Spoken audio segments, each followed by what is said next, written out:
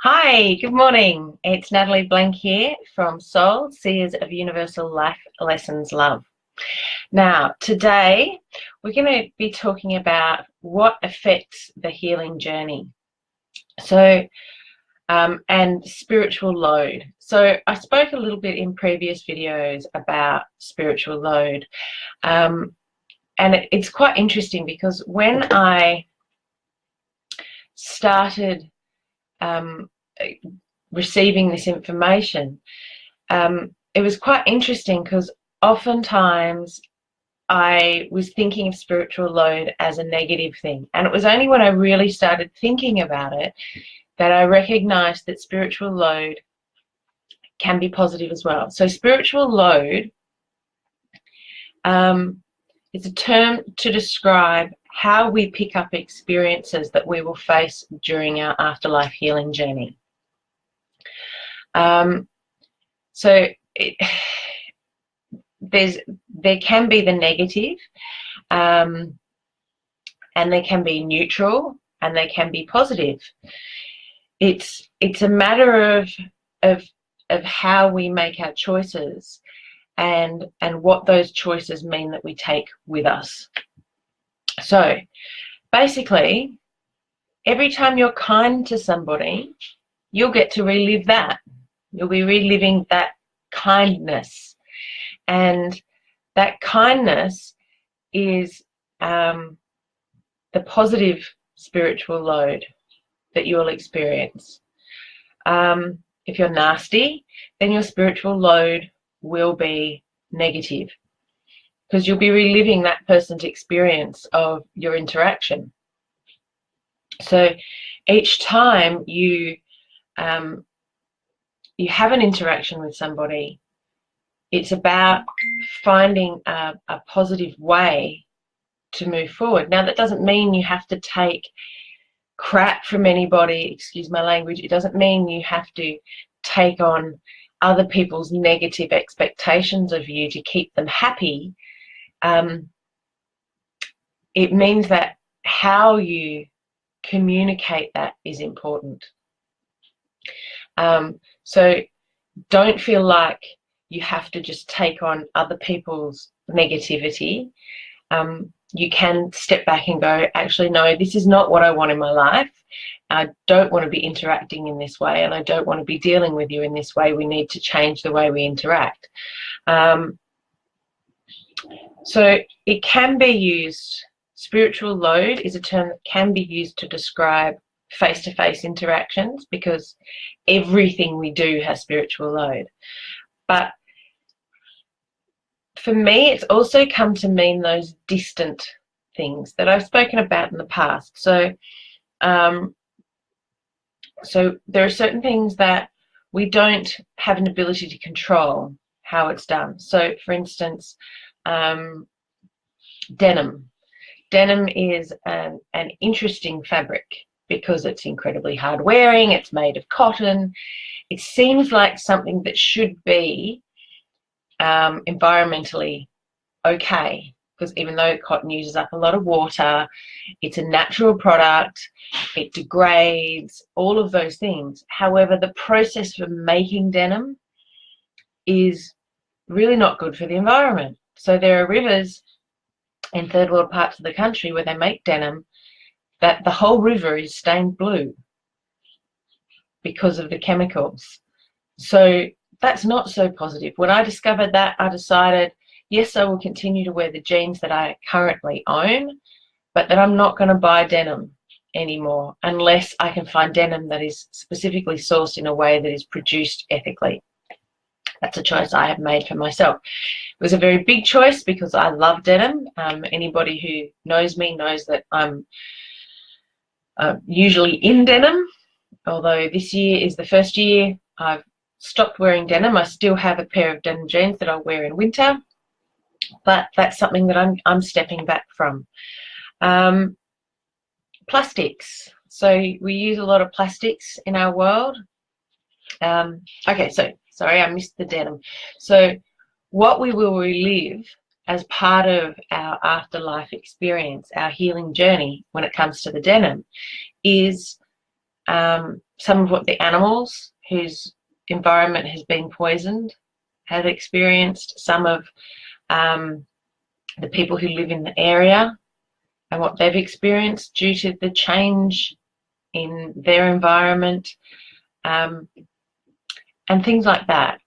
So then we move on to, I'm terribly sorry, just a moment. Lily, please stop right now. Thank you.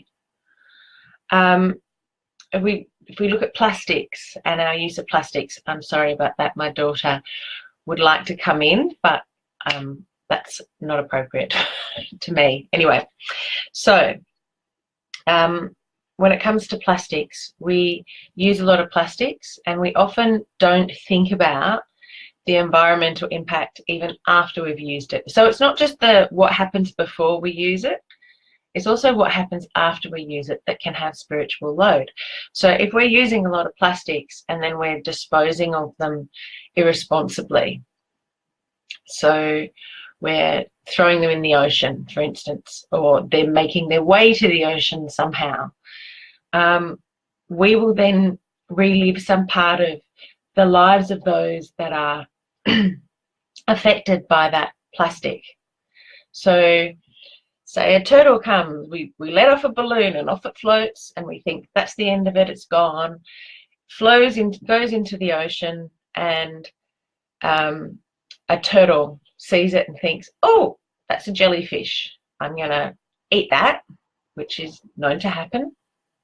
And so we do that and we don't think about it anymore. When we pass over, we will actually be experiencing some of that turtle's demise. And that's the case for all of these plastics. So all of these plastics that are in the ocean, all of the microplastics. So I've been seeing a lot of memes about how long plastic lasts. So it'll say plastic bags last 5 to 10 years in the environment before they break down. Well, that's not entirely true. They last that long until you can't see them anymore, and then they become microplastics. So there's a belief by scientists that every single piece of plastic that has ever been made still exists. It might be in microplastic, like those microbead forms, the face washes you used to be able to buy with microplastics in them, that we used for scrubbing your face. They discovered that they were going out into the ocean and into waterways and destroying habitats. They were so small you couldn't see it, but fish were drowning basically because they couldn't breathe, because their gills were full of microplastics. And basically that's what's happening with all our plastics. We might not be able to see them, but they break up into tiny little bits, and we are going to be experiencing some of the outcome of that on our passing through our healing journey. Now that can feel a little hopeless making, and I have felt that myself at times, feeling a bit hopeless. So what do? I try and use less plastics. I try and dispose of them. So my soft plastics, I try and make sure they go into recycling, not the recycling bins outside in Australia, because that doesn't work, but into the recycling that allows for soft plastics. I try and make sure our recycling is separated and is usefully done. And then we have the meat products. So when we look at animals, as I said in a previous video, but if this is the first time you're watching a video, you might be asking the question of what about meat? So if you were a lion on the savannah and you needed to eat, then you would eat an antelope. And that antelope has had a natural kind of life. It's lived in the wild, it's lived on the savannah, it's done its thing. And as a lion, you'll be trying to kill it as quickly as you possibly can and as painlessly as you possibly can. You might not be thinking painlessly, but you'll be doing it as quickly as you can because you don't want the animal to get away. Basically, it'll cost you a lot of energy to have to hunt again. So when animals are killed in that way, that they've had a relatively natural life, so they've managed to live a life that where they have freedom of movement, where they have access to food and water and the things that the animals need, and kindnesses, then their lives don't come with spiritual load, or the spiritual load is neutral. You may experience it, but it would be in a neutral kind of way. And then if the death is quick, as painless as possible, isn't filled with a whole lot of excess fear, then that also comes with minimal spiritual load. It's when we have animals like we do in our society now, where they're a number or not even a number. They don't have any recognition of their ability to have a spirit or a soul or anything like that, and they're just treated as a commodity, wholly and only as a commodity. That's when we have issues. So I mean, I saw a picture the other day which was heartrending, of pigs that were not just in cages so they couldn't move around, but they were in cages around their bodies so they couldn't even stand up. Now that is an incredible cruelty. You know, pigs are very intelligent. They're animals that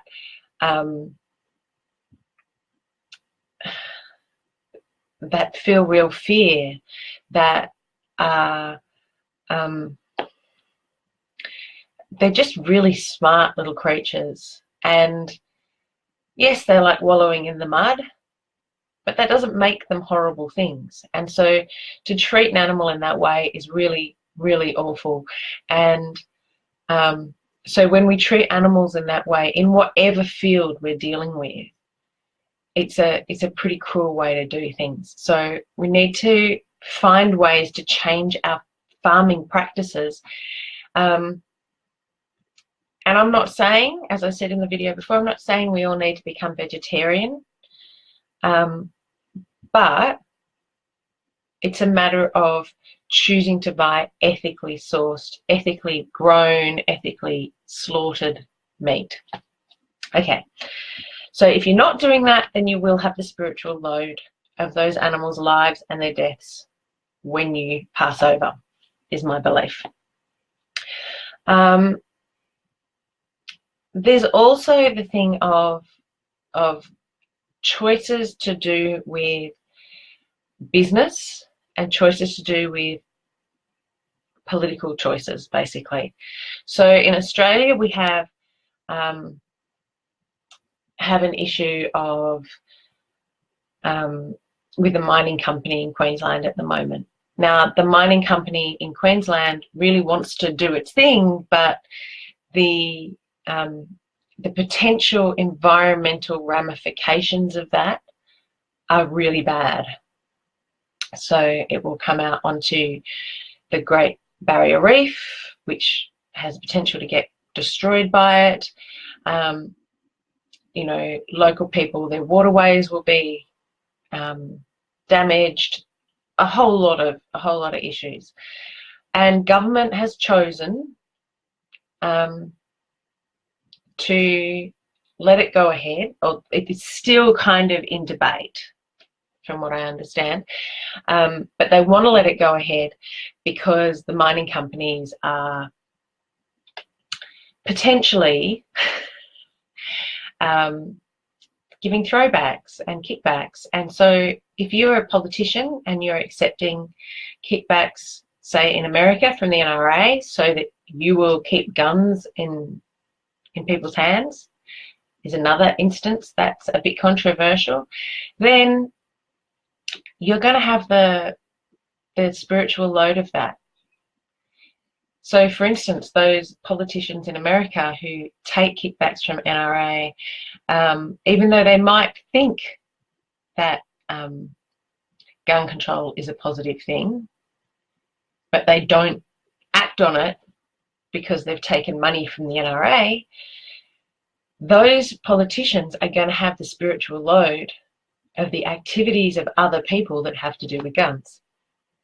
So it becomes this, from this tiny little thing of your little world to potentially you could be living the lives of millions in your reliving. So in regards to someone like Hitler, I believe that his spiritual load, he's still carrying that. He's still going through the healing journey because he has affected millions of lives. He affected millions of lives when he was living, and that effect is still happening. So it's not just a matter of the people who you have affected now, or the lives you have affected now, or the environment you have affected now. It's ongoing. It is ongoing. So you could end up being in spiritual healing, in that afterlife healing journey for a very long time. So it's important to, when you're thinking about soul and you're taking this on, to really think about what your spiritual compass is, what your moral compass is. What are you willing to live with reliving? And it is huge. It becomes a very big thing. And then there's also the issue of parenting. So when we're parenting, we're creating an environment for a new person to start their life, and therefore their journey, and therefore also their journey into the afterlife healing. So when you're a child, you don't have many choices. So your parents take on the spiritual load of the choices they make for you. Your teachers take on the spiritual load of the choices they make for you. When you're a child, when you grow up, you then become responsible for your own spiritual load. Now, as a parent, if you're teaching your child hatred, for whatever reason, if you're teaching your child racism, to be a racist, if you're teaching your child to fear people who are different, to be homophobic, all of these things, if you are teaching your child that, then you will end up with the spiritual load from their hatred as well. So it's kind of a good idea to teach open-mindedness. You might have an opinion about a particular issue, but it's kind of important to recognize that your opinion doesn't mean truth. And so therefore teaching your child something as truth that could harm somebody else is not going to be a positive thing for you. Anyway, I would love your questions, so please post your questions in the comments and I will look forward to reading them and maybe make a video about it, or I'm happy to comment and answer your questions there.